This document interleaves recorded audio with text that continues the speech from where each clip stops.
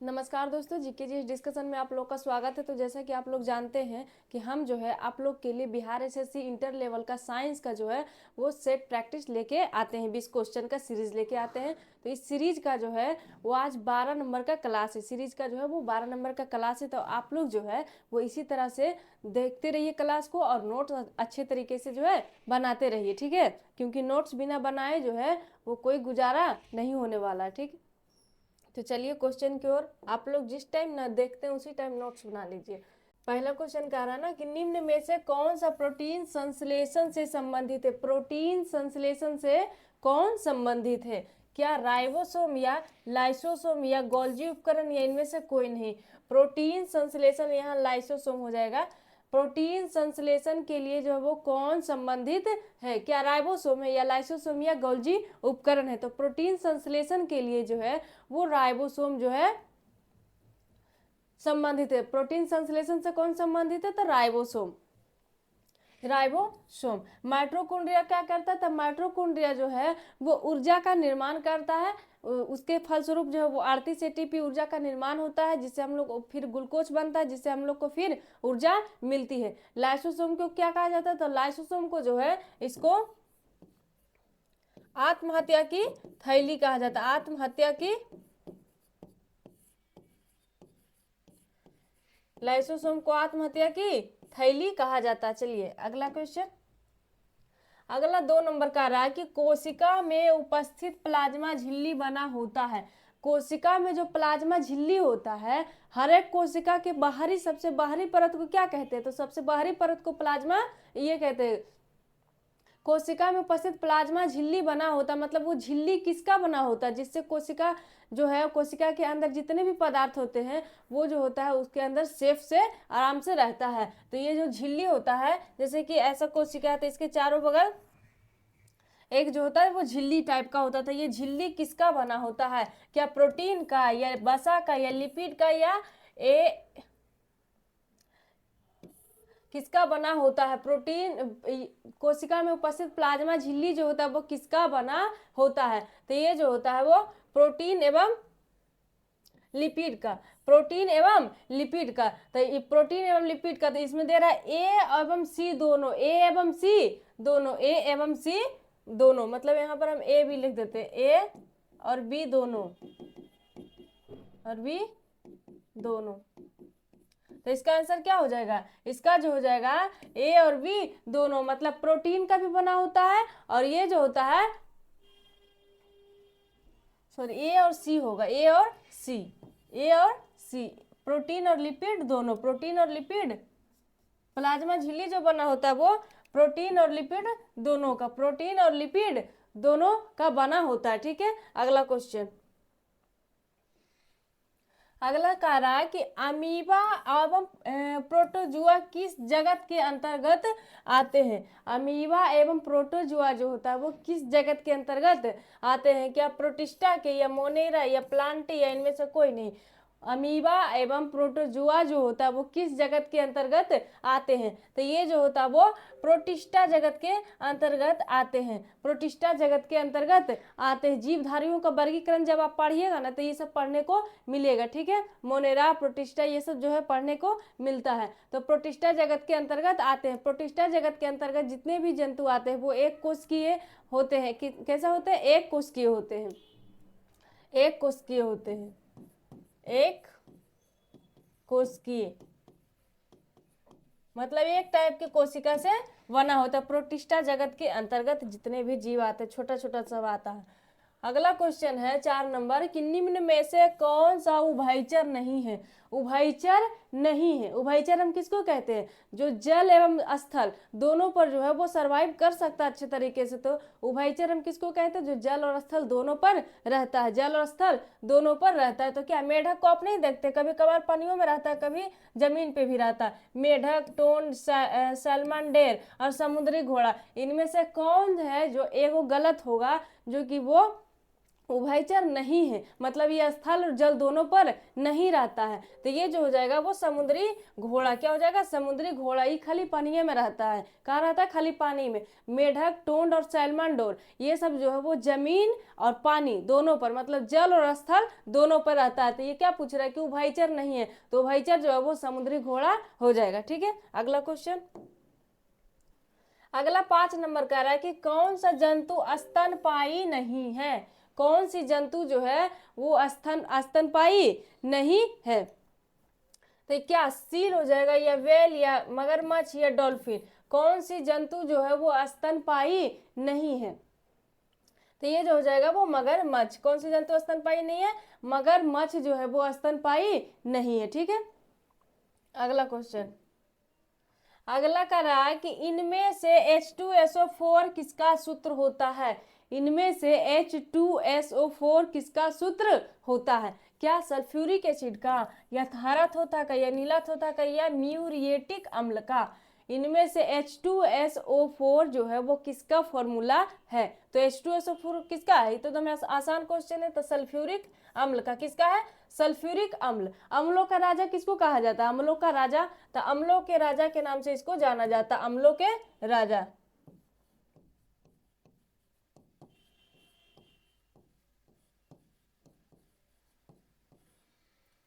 अच्छा, नीला थोथा को आप लोग को सूत्र बताए थे, CuSO4 into 5H2O, CuSO4 into 5H2O। Muriatic अम्ल के नाम से किसको जानते हैं, म्यूरिएटिक अम्ल के नाम से जो है वो HCl को जाना जाता है। किसको, HCl को, हाइड्रोक्लोरिक अम्ल को। ये क्वेश्चन जो है हम पहले करवा दिए हैं। म्यूरिएटिक अम्ल के नाम से किसको जाना जाता है, तो HCl को जाना जाता है। ठीक है, हरा थोथा का सूत्र क्या होता है, इसका सूत्र जो होता है वो FeSO4 होता है, FeSO4।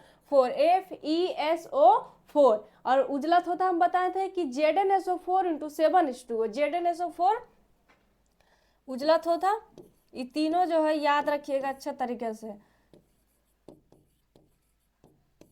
ZnSO4 into 7H2O।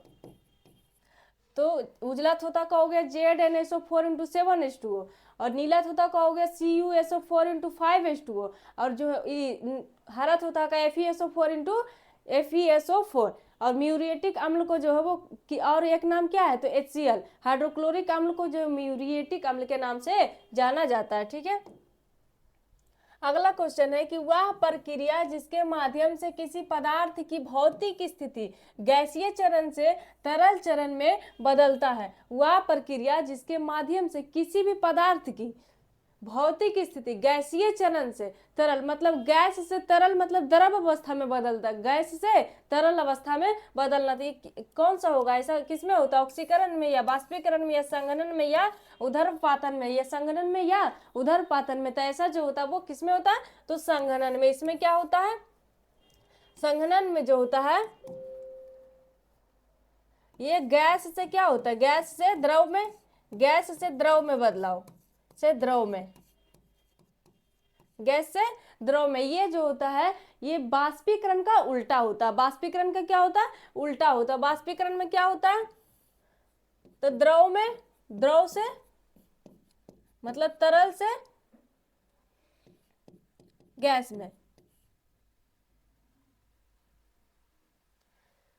ठीक है, इसमें क्या होता है, उदरपातन में, उदरपातन में क्या होता है आप लोग बताइएगा, क्योंकि हम पहले भी क्वेश्चन बता चुके हैं। ठीक है, अगला क्वेश्चन। अगला कह रहा है कि अग्नाशय रस में कौन सा एंजाइम मौजूद होता है। अग्नाशय रस में कौन सा एंजाइम मौजूद होता है, क्या पेप्सिन, या एमाइलेज, या पीत, या माल्टेज। अग्नाशय में कौन सा जो होता है वो अम्ल, कौन सा एंजाइम मौजूद होता है।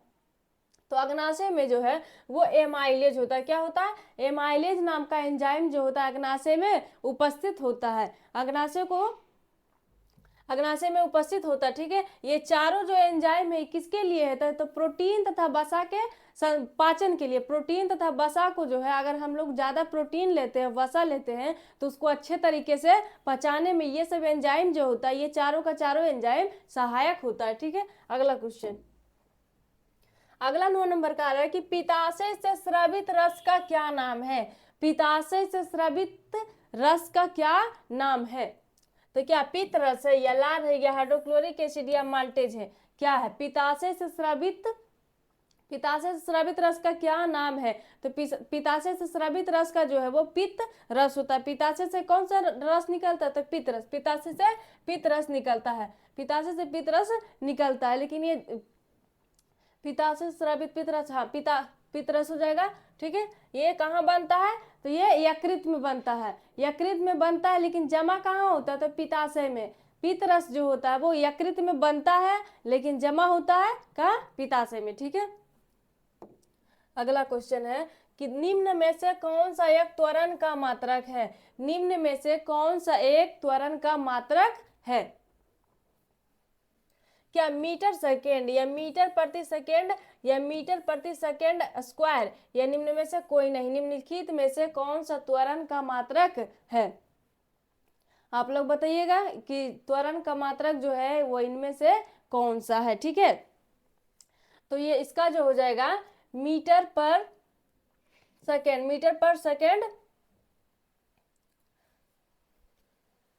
इसका जो हो जाएगा मीटर प्रति सेकेंड स्क्वायर। क्या हो जाएगा? मीटर पर सेकेंड स्क्वायर, मीटर इतना हो जाएगा। ठीक है, क्या हो जाएगा? तो मीटर पर सेकेंड स्क्वायर, मीटर पर सेकेंड स्क्वायर हो जाएगा इसका फॉर्मूला। और इसका बीमा पूछे तो mlt पर पावर -1, mlt पर पावर -2, mlt पर पावर -2। ठीक है, चलिए अगला क्वेश्चन।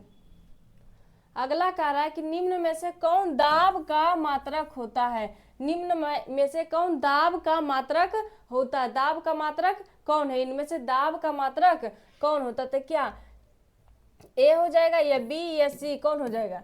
इनमें से बताइए कि दाब का मात्रक जो है वो कौन सा है? तो दाब का मात्रक जो होता है न्यूटन मीटर प्रति स्क्वायर होता है, न्यूटन 1 नंबर हो जाएगा। ठीक है, दाब का, दाब बराबर क्या होता है सूत्र? बल बटे क्षेत्रफल, बल बटे क्षेत्रफल। ठीक है, ये जितना बल ये दोनों का जो होता है सीधा रिलेशन होता है। देखिए अगर क्षेत्रफल अगर कम रहेगा ना, क्षेत्रफल अगर कम रहेगा तो दाब जो है वो ज्यादा लगेगा। अगर क्षेत्रफल ज्यादा रहेगा तो दाब क्या होगा? कम लगेगा। अगर आप एक जो है किसी कील को ठोकते हैं, महीन कील को ठोकते हैं, तो वहां पर आप जो है लगाइएगा दाब ना, तो वहां ज्यादा लगेगा, जल्दी से ठोका जाता है दीवार में। लेकिन अगर मोटा है वो, तो वो जल्दी से, क्योंकि मोटा है तो एरिया ज्यादा घेरेगा, तो ये उसका क्षेत्रफल ज्यादा होगा, इसलिए बल जो होता है, दबाव जो होता है उस पर कम लगता है। ठीक है, चलिए अगला क्वेश्चन है। अगला 12 नंबर का है कि मनुष्य का वैज्ञानिक नाम क्या है? मनुष्य का वैज्ञानिक नाम क्या है? बताइएगा। मैग्नीफेरा इंडिका या राना टिग्रीना या होमो सेपियंस या होमो प्रजाति। मनुष्य का वैज्ञानिक नाम क्या है? तो मनुष्य का वैज्ञानिक नाम जो है वो होमो सेपियंस है। तो राना टिग्रीना किसका है? राना टिग्रीना किसका वैज्ञानिक नाम है? राना टिग्रीना किसका है? तो मेढक का। किसका? मेढक का। और ये मैग्नीफेरा इंडिका किसका है? तो ये आम का है। किसका? आम का। मैग्नीफेरा इंडिका किसका है? तो ये आम का है। ठीक है, अगला क्वेश्चन है कि सर्वात्रिक गुरुत्वीय स्थिरांक का मान कितना होता है? सर्वात्रिक गुरुत्वीय स्थिरांक का मान जो है वो कितना होता है? क्या 9.8 या 6.67 गुने 10⁻⁻11 या 6 गुने 10⁻24 या 6.4 गुने 10⁻24? कौन होता है इसमें? गुरुत्वीय स्थिरांक का मान इनमें से कौन सा है? तो ये हो जाएगा 6.67 गुने 10⁻⁻11। ठीक है, अगला क्वेश्चन है कि रेडियोधर्मिता की खोज किसने किया था? रेडियोधर्मिता की खोज जो है वो किसने किया था? क्या मैडम क्यूरी या हेनरी बैकुरल या फैराडे या हर्ट्ज? किसने किया था? रेडियोधर्मिता की खोज किसने किया था? तो रेडियोधर्मिता की खोज जो होता है वो हेनरी बैकुरल ने किया था। किसने किया था? हेनरी बैकुरल ने। ठीक है, अगला क्वेश्चन जो है कि प्रकाश यदि किसी प्रिज्म से होकर गुजरती है तो कौन सा रंग सबसे अधिक विक्षेपित होता है? प्रकाश अगर प्रिज्म से होकर गुजरती है तो कौन सा रंग सबसे ज्यादा मुड़ता है यानी विक्षेपित होता है? क्या बैगनी रंग या हरा रंग या नीला या लाल? कौन सा रंग जो प्रकाश को, जो सूर्य के प्रकाश को जो प्रिज्म से गुजारा जाता है तो कैसे रहता है? इस टाइप से प्रिज्म रहता है। अब यहाँ से प्रकाश आया और इस टाइप से ऐसे रहता है। तो प्रकाश को जब प्रिज्म से गुजारा जाता है तो ये पूछ रहा है कि कौन सा रंग जो है वो सबसे ज़्यादा विक्षेपित मतलब मुड़ता है। तो ये जो होता है वो बैगनी सबसे ज़्यादा मुड़ता है, बैगनी। अगर सबसे कम पूछ दे तो सबसे कम जो होता है, सबसे कम लाल होता है। सबसे कम कौन होता है? लाल। सबसे कम जो होता है विक्षेपित होता है लाल रंग।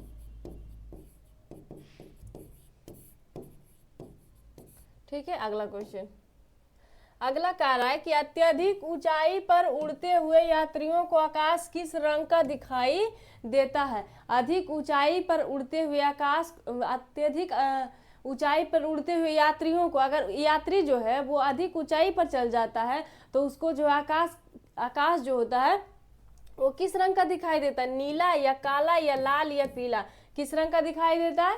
तो ये जो होता है वो काला रंग का दिखाई देता है। क्यों?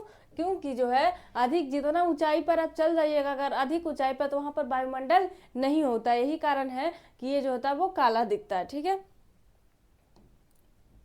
अगला क्वेश्चन है कि उस धातु का नाम बताएं जो साधारण चाकू से आसानी से काटा जा सकता। साधारण चाकू से आसानी से, वह कौन सा धातु है जिसे साधारण चाकू से आसानी से हम काट सकते हैं? तो ये कौन सा धातु हो जाएगा? सोडियम है कि लेड है कि टीन है कि हाइड्रोजन है? इनमें से कौन सा ऐसा है जो जिसे हम जो है साधारण चाकू से आसानी से काट सकते हैं? तो ये जो हो जाएगा वो सोडियम। सोडियम जो है, सोडियम को हम आसानी से, सोडियम के अलावा जो है वो और किसको काट सकते हैं? तो सोडियम के अलावा जो है वो पोटेशियम को भी हम आसानी से काट सकते हैं। पोटेशियम को भी